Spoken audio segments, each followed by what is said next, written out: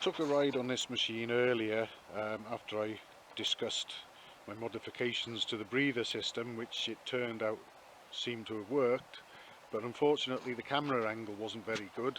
So I'm going to take another ride on it and hopefully get a better view of what's going on. But also what I'm going to do this time is just to sort of demonstrate. Got a clean dipstick there. I'm going to put it in, not screw it in, just rest it in there. And you'll see we're more or less up to the full mark there on the stick. So screwed in, that certainly would be up to the full mark. So that's our oil situation. The breather I might as well discuss now. If we look round the other side,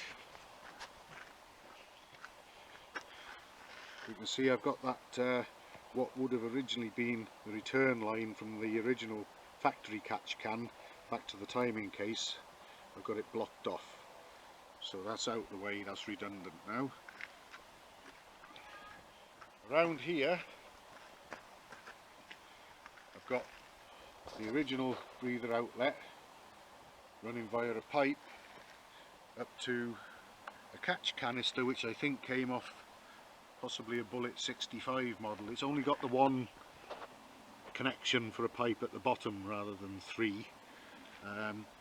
So you got your breather pipe going into the bottom. It would have been an empty canister with like a gauze baffle near the top, but what I've done is I've added a pan scourer in there to sort of put up a little bit more resistance to any airborne oil getting blown up and creeping up the pot, and that already seems to have worked, as I've ridden this once already. And I've got a catch can there, mainly just as a sort of backup safety measure and just to see if anything actually does get blown out. And after that last ride I took a look inside this can and there was nothing in there, so I'll do that again at the end of the next ride, where I'll actually take the can off, unscrew the top and hopefully show and demonstrate that there'll be no oil blown into there, because that's certainly what was the case after the last ride. But no doubt some, including myself, would find that ride quite irritating because of the unfortunate camera angle. Also on that ride, just before I got back to base, the engine stopped and I thought I might have run out of petrol, and it turned out that this petrol pipe had come out along with its brass insert into the petrol tap body, and petrol was just pouring out all over this side of the bike. So I managed to shove it back into the petrol tap body and carry on home. Since then I've refitted it, I've cleaned it up and I've bonded it in with a sort of bearing fitting sort of Loctite type compound, but I've also got that cable tie there just sort of keeping it in check just in case it tries to escape again. But hopefully that stuff will set and stick it in and that'll be that finished with. So the next thing I'm going to do now is get ready to go for another ride on it. Hopefully we'll be able to see where I'm going rather than look at what's mainly sort of sky and trees. And when I get back I'll get this off and we'll have a look in there if all goes to plan, and hopefully confirm that it'll be clean and empty. Right, let's take another ride on Asbo 41 with my own breather modification and setup, and hopefully the camera angle will be better than it was on what was actually my first ride. And what I'll do, if this is successful, we'll have this as the opening ride video, and I might tack the less successful one on at the end, because it has got a couple of interesting points, and the fuel pipe coming adrift on it is worth experiencing and sharing. As we've seen, I've got the oil level up to the high mark on the dipstick. So come back from the loop that I'm going to ride and find, my helmet strap messed up here now, but we find that there's no oil in the catch can. Following this ride with the oil level right up to the high mark on the stick, we should be going the right way with it, I would think, and hopefully out of the woods. Let's turn the fuel on. Hopefully the petrol tap won't be bothering us this time.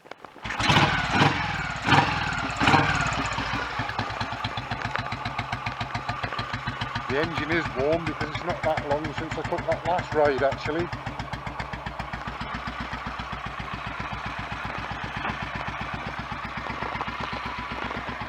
Now then, they're both in.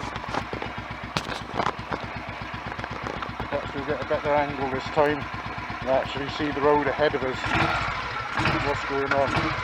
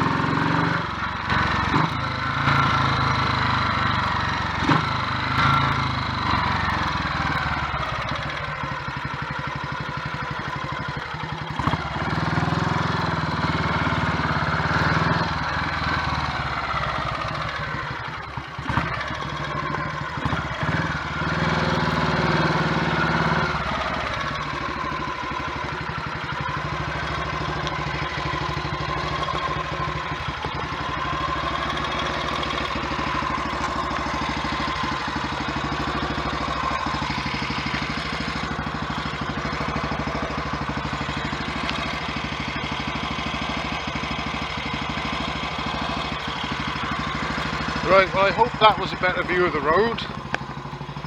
Now, let's have a look at this. Well, the fuel pipe is still where it's supposed to be, that's good.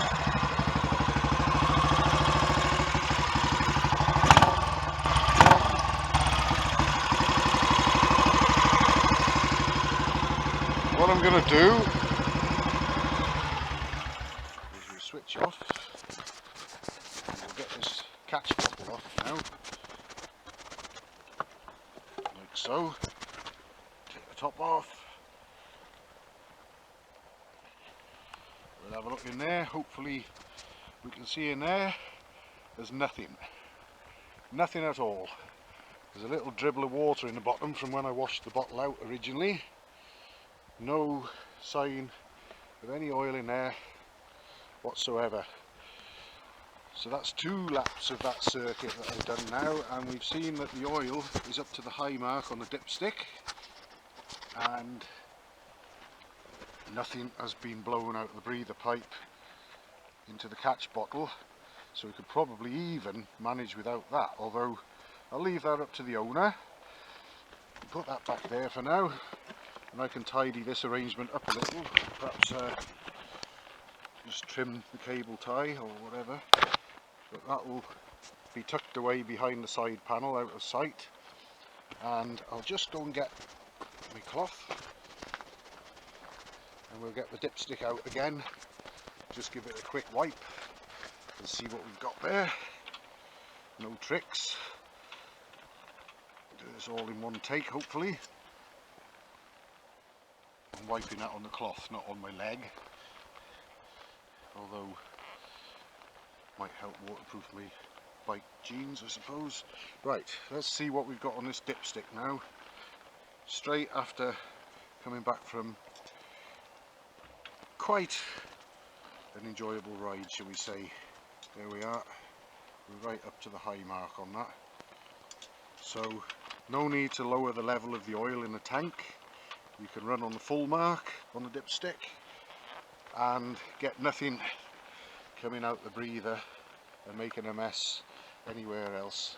I would say that that's the Electra X breather problem beaten, and I'm rather pleased with that result, and I'm sure the owner will be too. So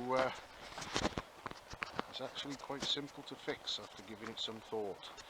With all the solutions or would-be solutions that I've seen and tried myself and seen other people try, and you end up with all sorts of big bulky apparatus and gubbins and God knows what all over the place.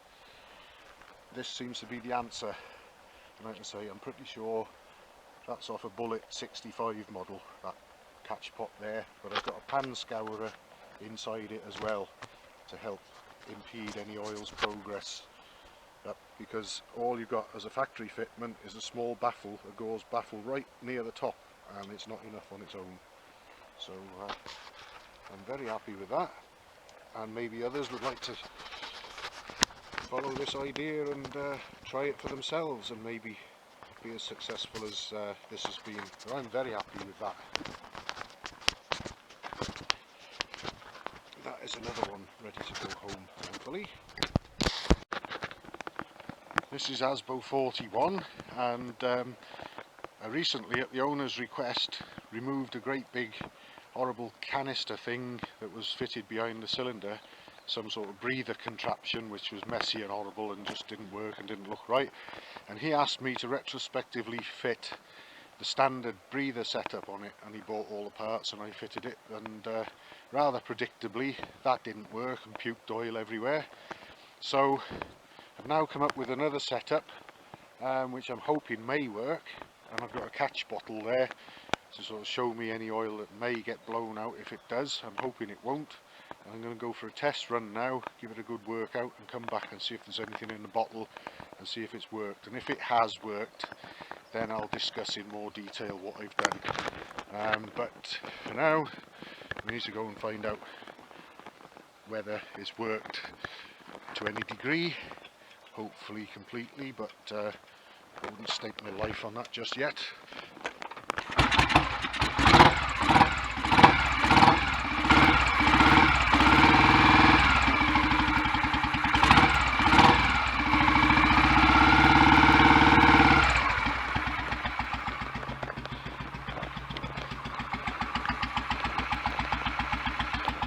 go and find out how effective or otherwise my little conversion has been.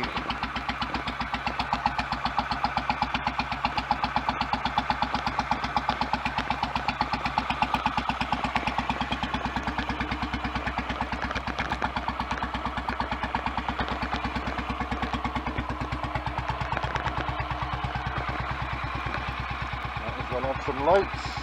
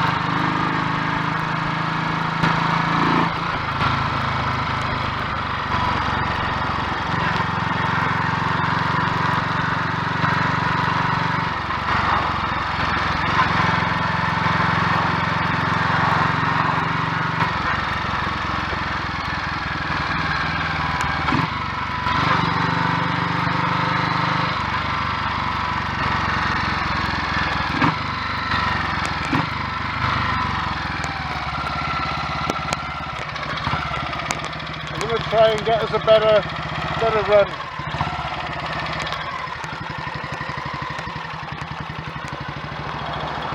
We'll see if we can let some of this rubbish go. The road seems very busy today for some reason. Very, very busy.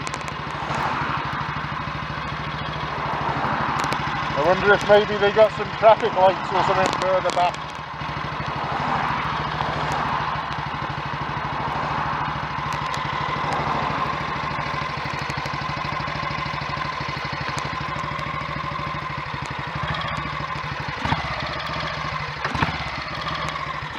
Let them get out of the way.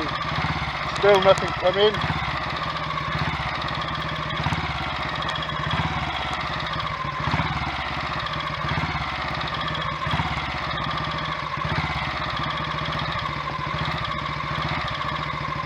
Right.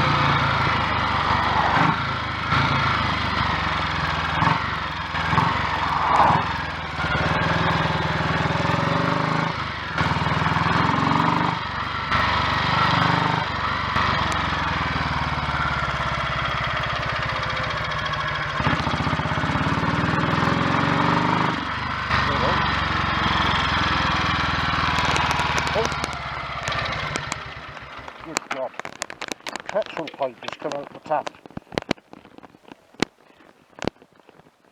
The stub of the pipe actually came out the bloody petrol top body.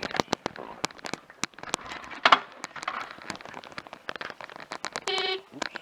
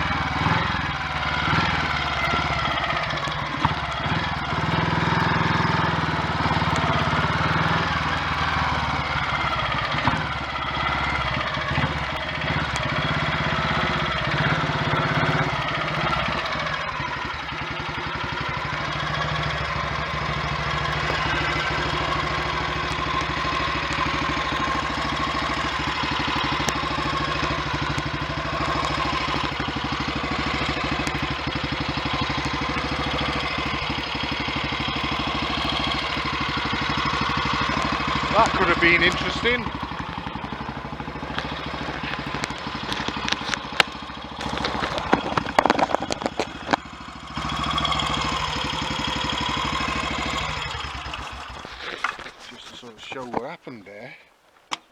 this actually came out the petrol tap while I was riding.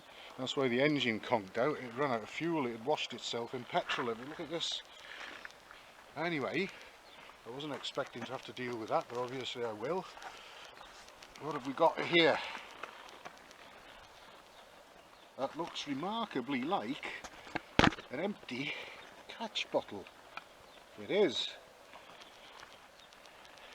Well, what I've done is I've blanked off the little line that goes back into the back of the timing case there, which is supposed to be a drain back of oil from the original breather canister, which doesn't work.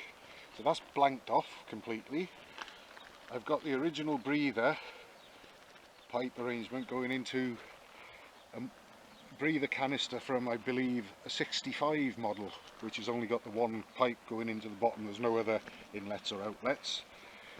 And then a pipe leading from it into my catch bottle. But also in there I've got a pan scourer, which I thought and hoped would stop the oil climbing as high as it can, and it seems to have done the trick, because it looks like there's absolutely nothing in there. So I think I can claim a success with that one. We'll take a look at it from the other side just to show everybody. You can see there, that's blanked off, that's doing nothing. I also tried making a breather pipe coming out of the inlet rocker box there, but I found on a cold start the oil was getting pumped in after wet sumping, which these often do, so rapidly it must have been filling the rocker boxes, and oil was actually squirting out of the pipe that I had leading from that rocker cover, so I blanked that off as well. It seemed to work alright on a warm engine with thin warm oil, but cold starting it was a no-no with that, so I've done away with that. I thought it might have worked, but it didn't. So I've basically got that one blanked off, and what I'd explained I've got there, and it seems to be doing the job, so that's good news.